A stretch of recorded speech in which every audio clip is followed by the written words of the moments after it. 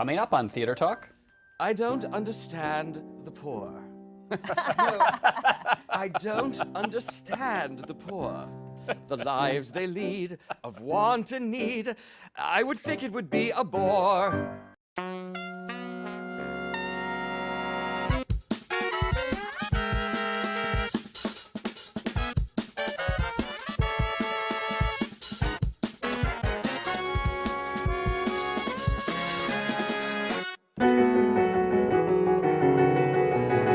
I've decided to marry you. I've decided to marry you. I've decided, though Henry's gone, that life goes on for me. I have thoroughly thought it through, and the man that I want is you.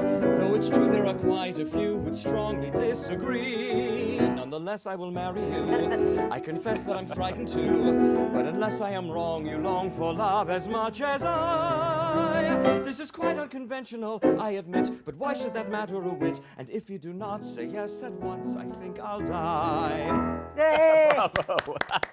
That was Steven Lutvak, the composer and lyricist of a fine new musical at the Walter Kerr Theater here in New York, A Gentleman's Guide to Love and Murder, based on that wonderful old movie, Kind Hearts and Coronets. Well, actually, we're based on the book, the same novel that the film is based on. But they're not allowed to say it's based on the movie. Because we're actually not based on It's not based on the movie. Right, because you never got the rights to the movie. Is that the Oh, how much time you got? But if I may correct you, I'm actually the co-lyricist. Robert L. Freedman, who wrote the book, is the other co-lyricist. Right. Just for clarity. Well, it's a wonderful new Broadway score, very much, I think, in the tradition of the great old Broadway scores that we love. Thank you very much. Because, as you were telling me off camera before we started, that you trained with Comden and Green, Leonard Bernstein at the very first New York NYU musical theater writing program, which is where I met Robert L. Freedman, my writing partner. And yes, we were taught craft by all of them. Arthur Lawrence, as you said, Stephen Sondheim, Hal Prince.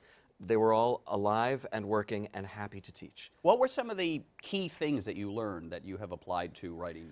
That a song, let me see, that's a great question. That a song is a one-act play, and that you have to be in a different place at the end of the song than you are at the beginning of the song. In fact, somebody said to me the other day, it was a movie executive who had been to the show and said he loved the fact that if you took the songs out of the show, it wouldn't work. Interesting. Which is a great way, which should be the case. Right. Yes. Right? And right? but the other thing I noticed with the score, too, is, and I think you probably might have picked this up from, Steve Sondheim, perhaps, but because you have so many distinctive characters in the show, each song is closely identified and linked with a particular personality. It's the personality that drives the song.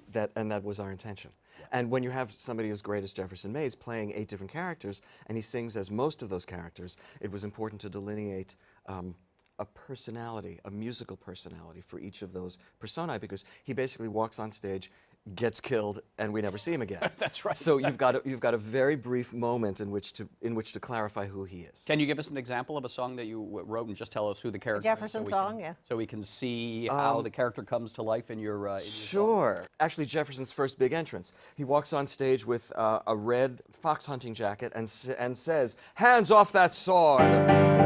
Put down that book! Isn't it enough we let you look?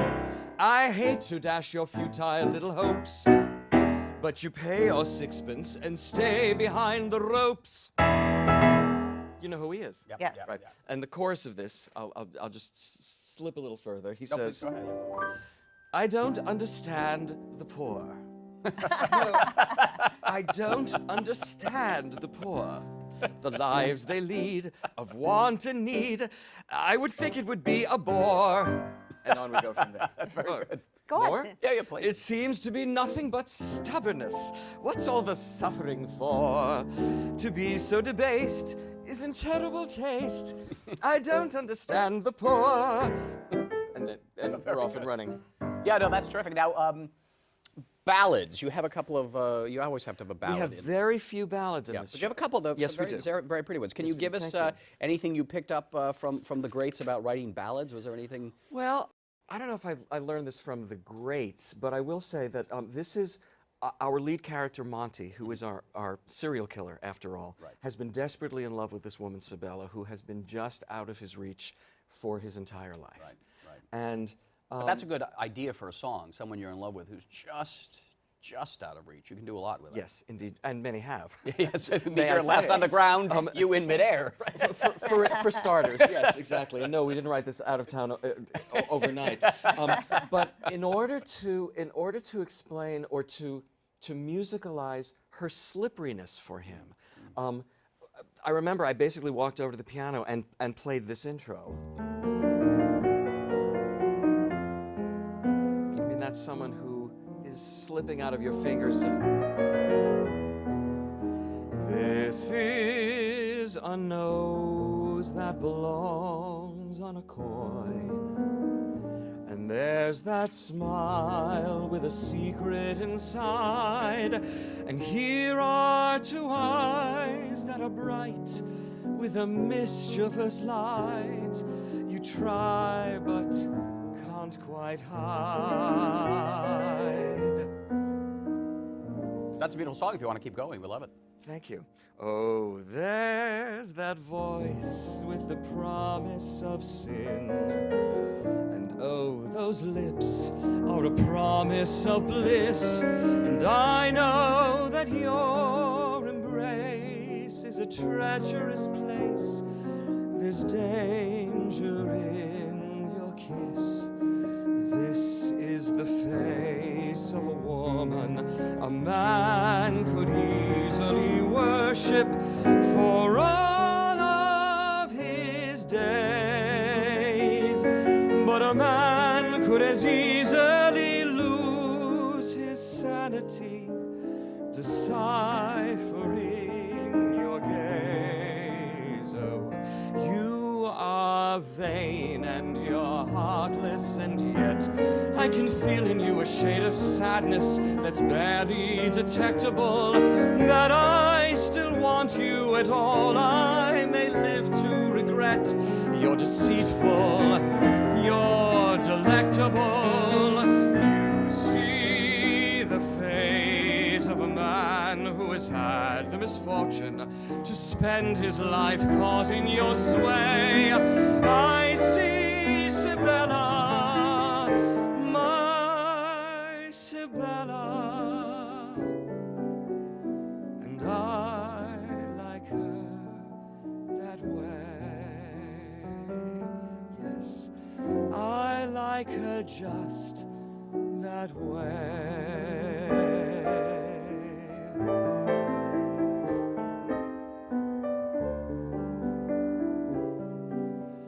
And I want you that way.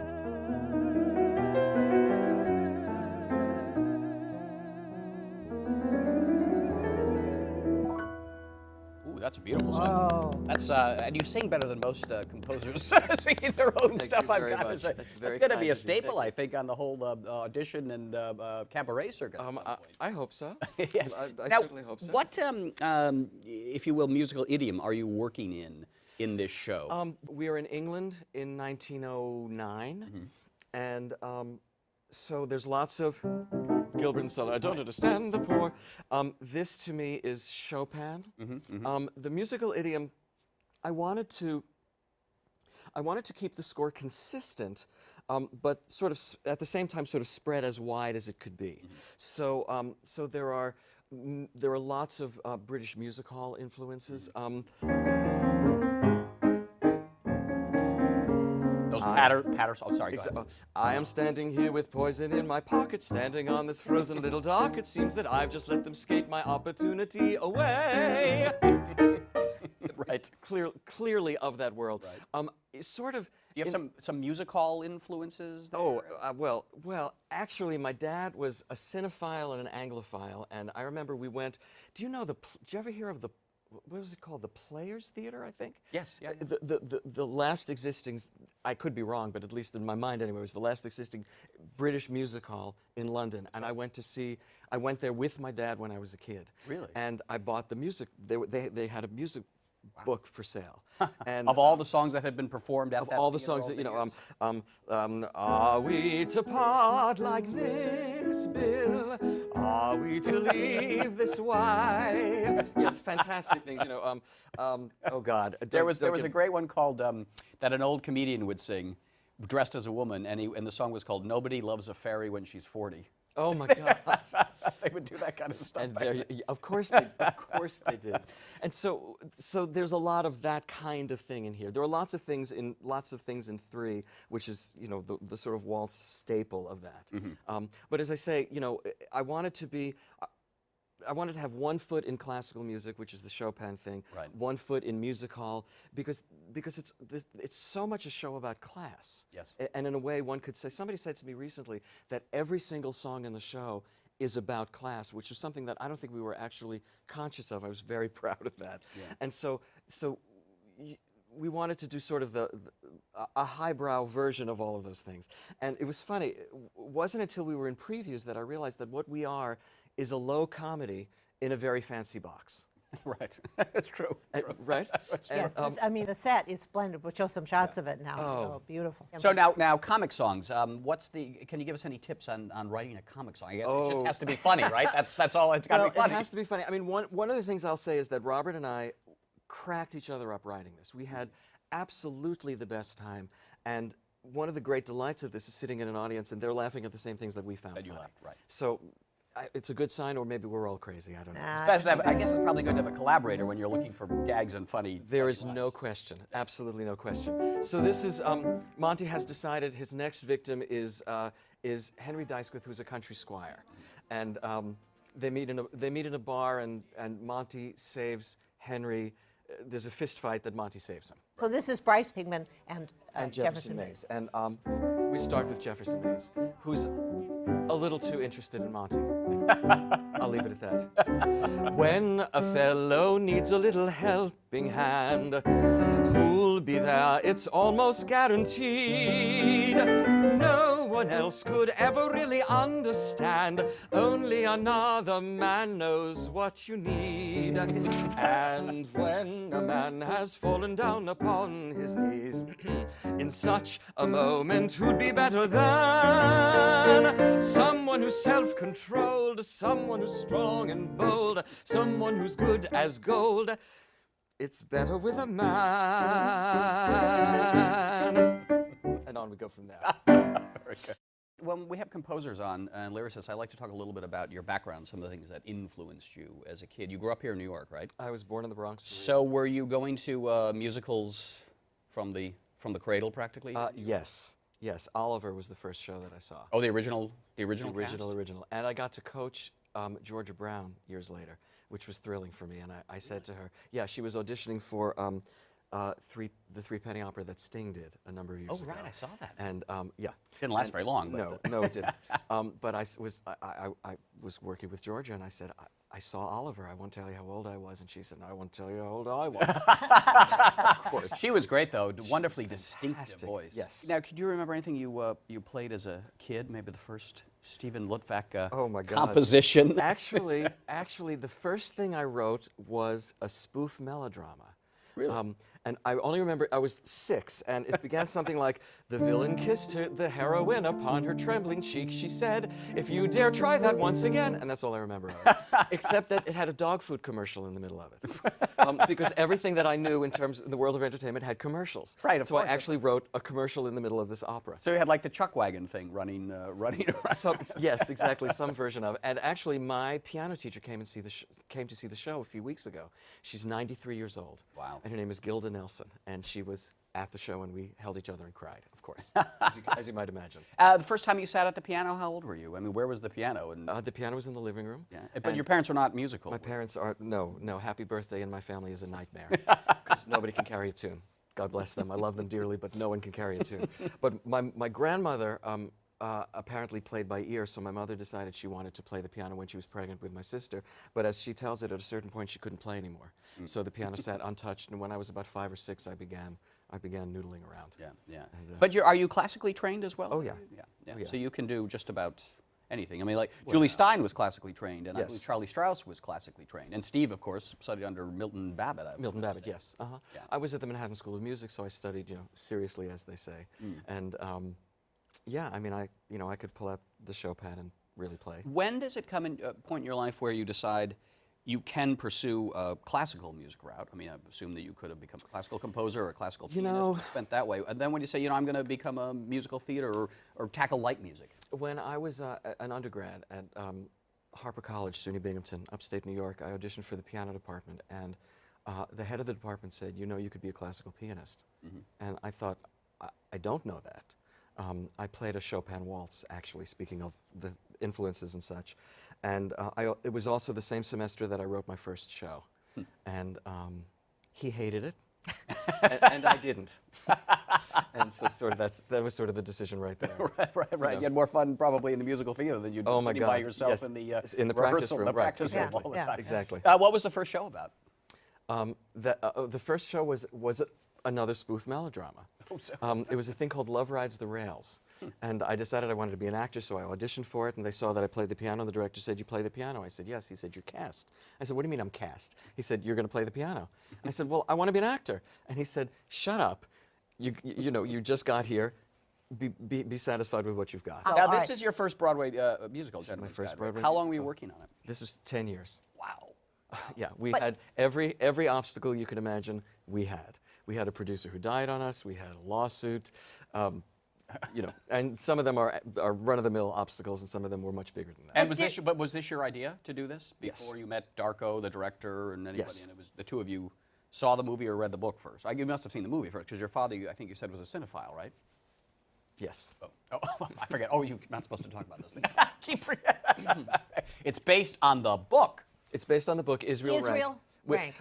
The film Kind Hearts and Coronets and the musical A Gentleman's Guide to Love and Murder are both iterations of the same public domain property, which is a novel called Israel Rank, The Autobiography of a Murderer, written by Roy Horniman in 1907. You had a crash course on the history of copyright. Oh, I could tell you more about copyright, make your head spin. What was the first song that you guys wrote that sort of helped you establish? For this? Well, yeah, what the tone of this I can tell you exactly what this was, and it absolutely, we knew from the get-go that we were onto something special, if I may say that. And what we wrote was Sibella's opening number, Monty. Don't you just love me in pink? Would you please? Maybe a flower for my hair? No, no, yes, no violet, no attar of roses, I think. Look, you brought me chocolate. No, no, I don't dare. Do you hate these earrings? Know the truth. Don't be kind, I don't mind, because I hate them too. No, no, no, don't squeeze. Monty, you're a tease. Oh, Monty, look, my shoe. I don't know what I'd do without you. So once you had that, you thought, all right, this is the voice, this is the style. Yes, exactly. And what I thought of this in a certain way was, it's a little bit of a cheap waltz. And though she thinks of herself as a little elegant, it's a little cheap. Yeah. It's just, and so, because she's a girl who has visions, who will, she'll only marry somebody with money. Right. And so that to me is the music of a social striver. Right. And she gets to have lots of colors later when she's lying to the police. And so she knows that it's a performance she's giving. But it's that horrible woman, that contemptible girl. Oh, make no mistake, she's a venomous snake, and she poisoned the Earl. And Mr. Navarro was a pawn in her plan. I have come here to save him. He's an innocent man. So you can see it's very purple. It's very purple. And I love the fact that in this show, the 11 o'clock number is a purple quintet. Well, it's interesting because you have a musical a bit like Steve Sondheim's Sweeney Todd, where we're rooting for two people that we should not really, in a proper moral universe, that's right. And we want them to get together. Right. Never mind the fact that he's murdered 8 people. But he's murdering them so he can get the money, so he can marry a girl who comes on with a cheap waltz. Exactly. Who herself is out. Who herself is a gold digger. Absolutely. And yet we want them to be together, and we love them both. Well, we were very careful in that. At one point early on, somebody said, "Oh, the show is so old-fashioned," and I thought, "Oh yeah, it's just another musical about a serial killer." While it has its feet in old-fashioned, well, in old-fashioned style, and may I say, kind of old-fashioned songwriting craft, it's actually very modern for the reasons we're talking about. Yeah, I mean, I think that's a very interesting statement on our times, that 20 years ago it would have been very shocking, let's say pre-OJ, it would have been very shocking to have a serial killer musical, but now we're just, you don't really, Pre-Silence of the Lambs. you don't really give it, well, but the tone of this is so cheeky, and you just accept, oh, haha, he's killing Jefferson Mays over and over Dexter, again. we've got Dexter, which is hugely popular about a That's right, serial hugely killer. popular. But part of the reason I think that we buy that in the theater is because the murder victims are all played by Jefferson Mays. And the murders are so wacky. And yes. And so that whatever happens, you know, like Weebles will wobble, but they won't fall down. right. You know that you can't wait to see Jefferson again, so therefore you never take the murders seriously. And you want to see what trick your director's going to use to, and they're all to rich, and we portray. hate rich people these days, so it's the perfect musical for our It's times. the 1%. We get to murder the 1%. The 1%, Yes, that's exactly very, very popular. It does tell you how things have changed, though, because I remember the producer Marty Richards, he produced Sweeney Todd, and at one of the early previews of Sweeney Todd, a woman came up to him, saw him standing in the bank. She said, "Do you have something to do with this show?" And he said, "Yes, I produced it." She says, "Cannibalism? I've never." And she hit him with her purse and left. I love that. But this is 78 or 79? That's exactly like right. But even going back to changed. the original Chicago was considered to be too dark and intense when it first came out. Which is only 2 or 3 years before that, right? 75, 76, I want to say. That's right, that's right. There's another lovely ballad in the show, too. Yes, it's foolish to think it's also sung by Monty, and of course the ballads in this show are the exception songs, since it's all about comedy, and he has only really 2 moments in the show where he tells the truth. And at this point, he hasn't decided to kill them. He just knows that they've rejected him, and he's been rejected by the family, and he's been rejected by Sibella, the woman he loves and has loved for his entire life. And by the way, she has sung her cheap waltz, and she's kind of infected him. So here's another. He walks out of her apartment and sings, "Foolish to think she would marry you. Why would she sink so low? You've only a claim to a noble old name. Who could blame her for saying no? Foolish to dream she's in love with you. You're a fool to believe that kiss. The man who inspires such breathless desires, well, that's the man to dismiss. Foolish to hope she would ever see all that you really are. A man with no trade is no match, I'm afraid, for a blade in a motor car. He'll go far. Foolish to pray you will ever be the fellow she might prefer. Let's have a drink. It's foolish to think you'll ever stop loving her. Beautiful, beautiful. I must say also that your lyrics are terrific, too. I mean, there are none of those fake, phony rhymes we get in a lot of shows now, and each one is very much. I'm sure you take a lot of care for that. Yes, yes, and there is. May I say, there's not a fake rhyme, there's not a misrhyme in the whole show. Right, and also not rhymes that go, oh yeah, June spoon, soon we know the rhyme is coming. You always keep us on our toes that way. Yes, that's another thing learned from NYU. May he say, pointing in the air. Very good. You you learn from the best. It's well, clear. I mean, it's clear. Thank you very much. Right. All right, we've only got 1 minute left. Stephen, can you play us out with a rather jaunty number from Gentleman's Guide to Love and Murder at the Walter Kerr Theater, starring our good friend Jefferson Mays, who and plays Bryce. and Jefferson plays all of the members of a very rich family. They get bumped off one by one.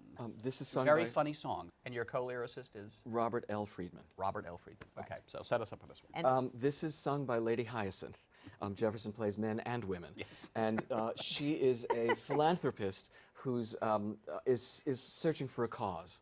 And Monty suggests that she go off to Egypt And she says, yes, Egypt, land of pharaohs and so on. And there's wonderful music orchestrated by Jonathan Tunick. And she says, we'll populate an orphanage in Cairo with foundlings from the reeds along the Nile to watch a creature grow, to swaddle it and know the joy of its pathetic little smile. The news will travel soon enough to London. Our selflessness will meet with great acclaim. The sniping will be stilled and the empire will be filled with homes for bastard children in my name. Excellent. Thank you very much for being our guest tonight. So my pleasure. Thank you. Theater Talk. Good night. Don't murder your relatives. I'm grateful indeed for your gracious bestowment. Yes, Wadsworth, I told you. Be just a moment! Now, Monty, dear, I think I know the girl. But still want to marry you. Even so. I decided to marry you. Just go. I'm longing to marry you. Yes, I'm delighted to marry you, marry you, marry you. Shame you must go.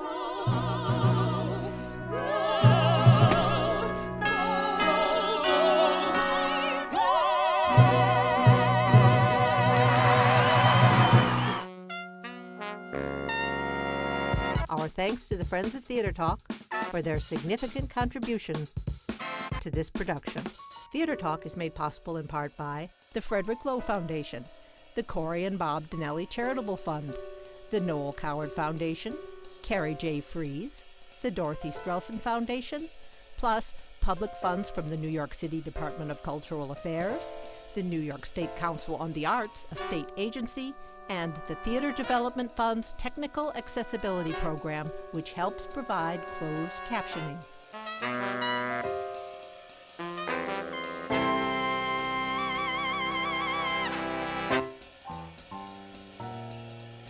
We welcome your questions or comments for Theater Talk. Thank you and good night.